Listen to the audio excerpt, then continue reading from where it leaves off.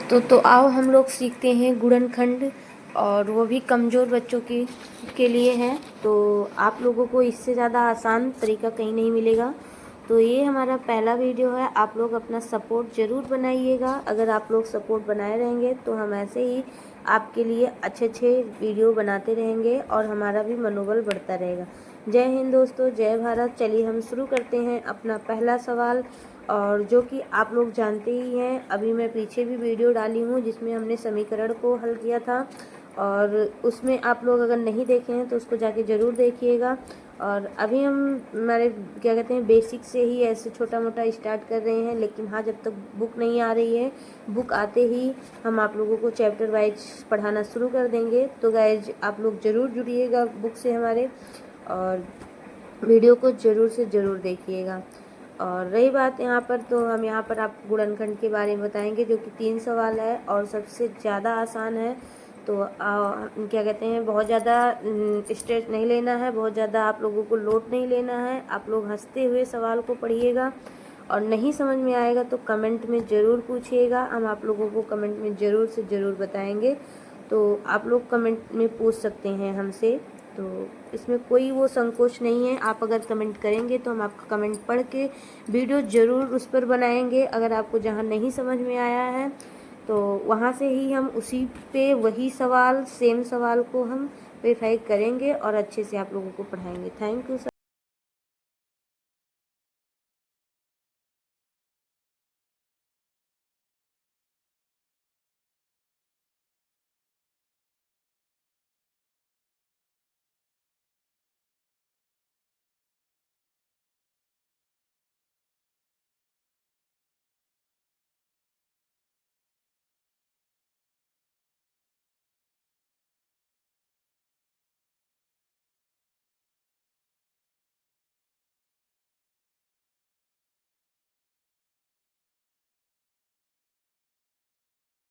तो आइए दोस्तों शुरू करते हैं। तो ये हमारा 3 सवाल है, और इन्हीं तीनों के जरिए हम ये जानेंगे कि यहाँ गुणनखंड हल कैसे होता है। गुणनखंड एकदम आसान तरीका से, इसमें हम बेसिक लेवल से आपको, अभी मेरे पास बुक नहीं है, व्यवस्था नहीं है, इसलिए मैं ऐसे वीडियो बना रही हूँ। लेकिन हाँ, बहुत ही जल्द मेरा सामान सारा आ जाएगा तो मैं अपने बुक से पूरा चैप्टर वाइज मैथ पढ़ाना स्टार्ट कर दूँगी।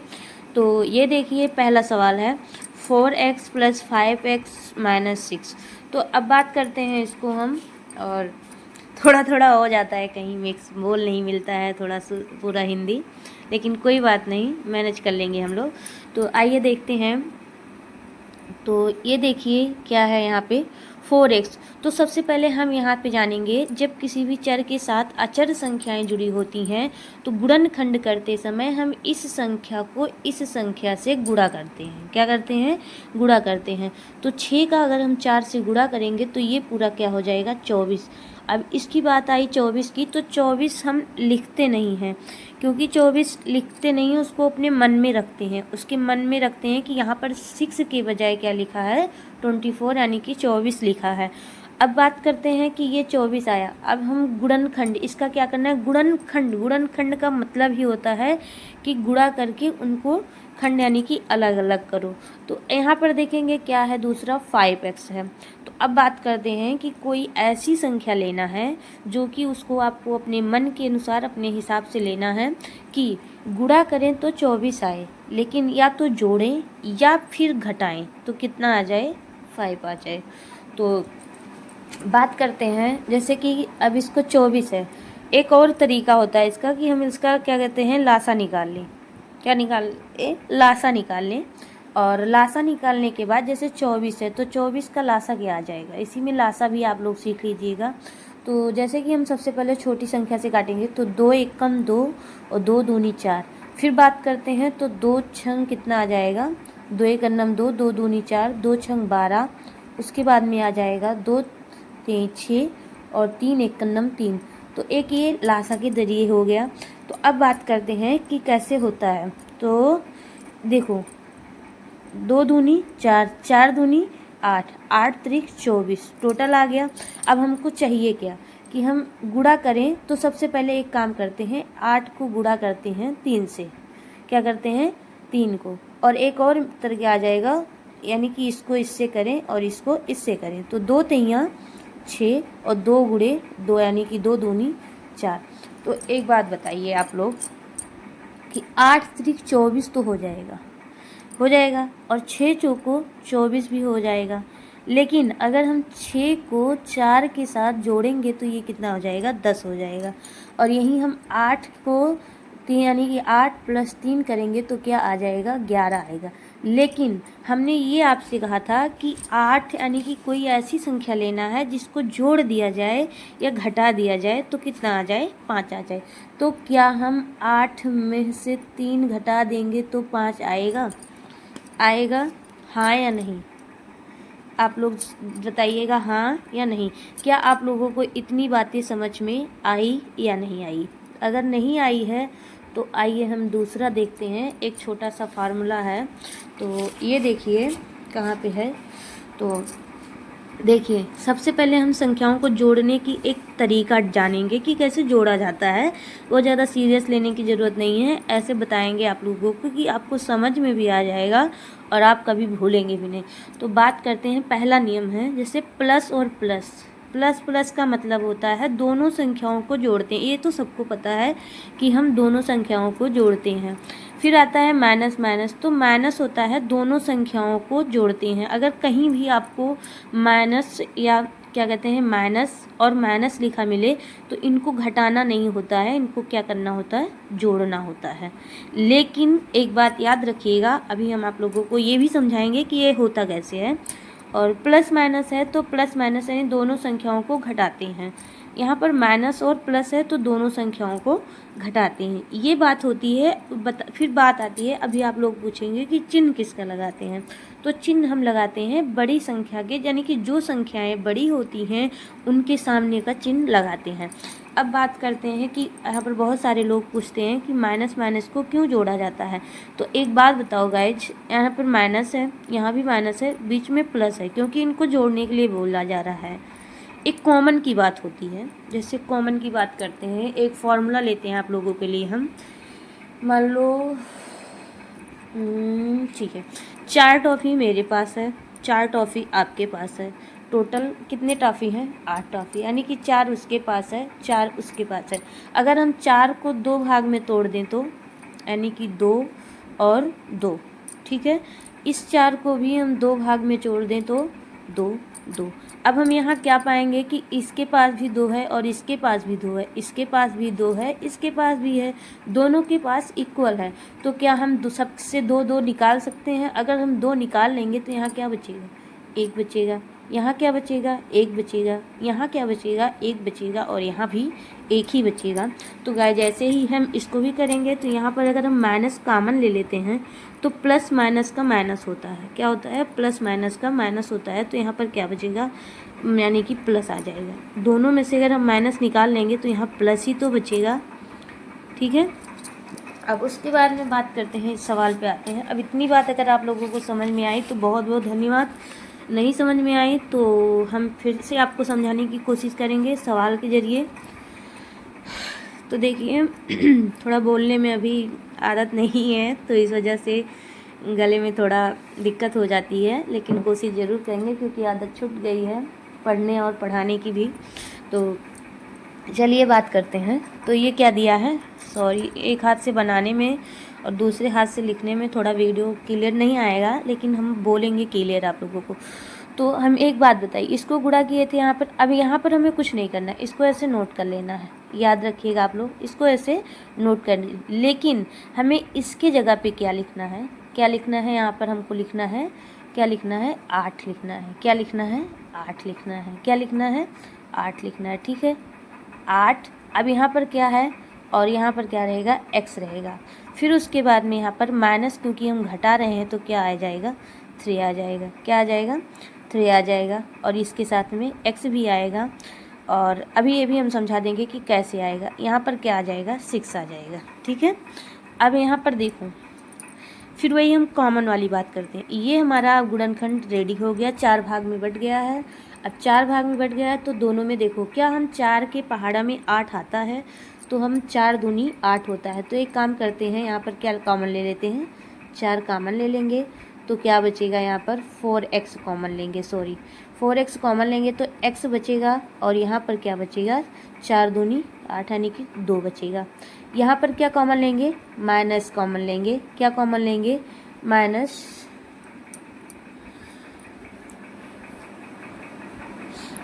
क्या 3 कॉमन ले लेंगे और यहाँ क्या बचेगा फिर x बचेगा।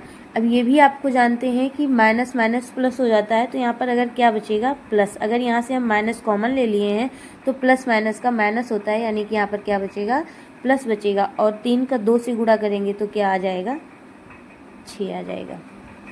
तो ये रहेगा हमारा क्या कहते हैं उत्तर, यानी कि x + 2 और यहाँ पर हो जाएगा 4x - 3। ठीक है, अब ये आपका क्या आ जाएगा पूरा सवाल है। तो ये आपका पहला सवाल आप लोग नोट कर लीजिएगा, और वो भी जो बताए हैं आप लोगों को ये चीज़, इसको भी अगर आप नोट करना चाहते हैं, स्क्रीनशॉट लेना चाहते हैं तो आप ले सकते हैं। वीडियो को देखते रहिएगा। तो बात करते हैं, चलो अब दूसरा सवाल देखते हैं।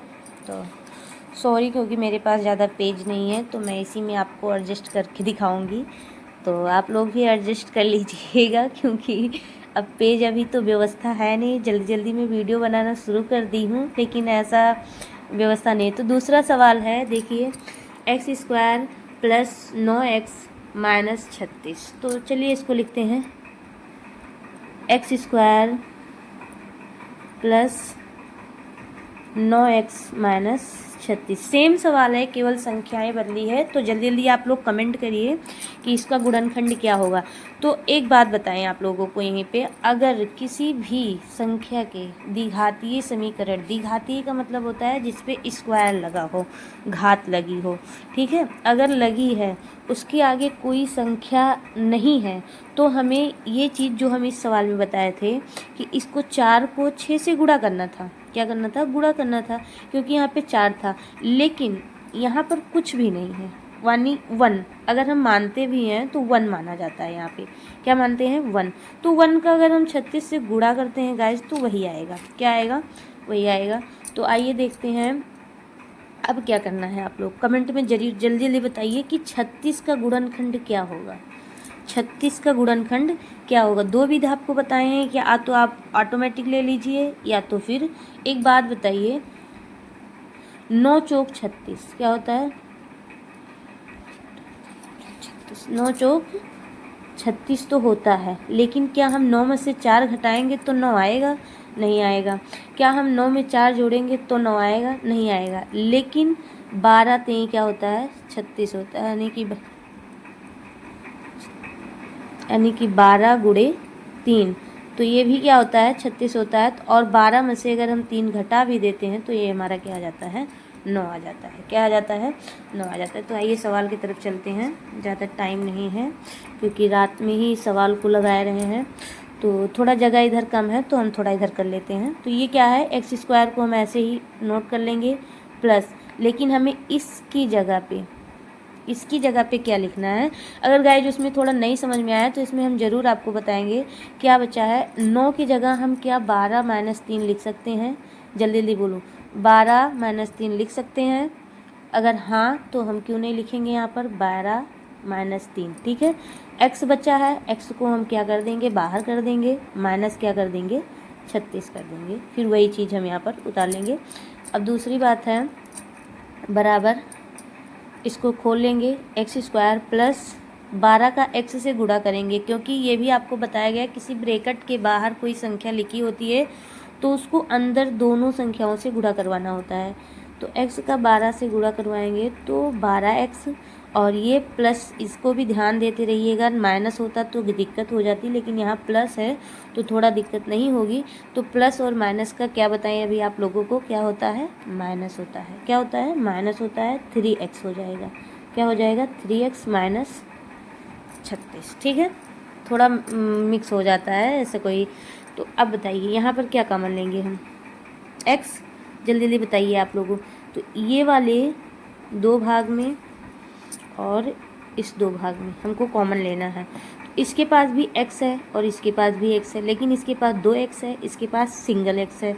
तो दोनों में से हम 1x अगर निकाल लेते हैं तो इसके पास फिर भी 1x बच जाएगा। ठीक है, प्लस का निशान है। यहाँ क्या बचा, इसके पास एक ही x था वो भी दे दिया, तो यहाँ क्या बचा है, 12 बचा है।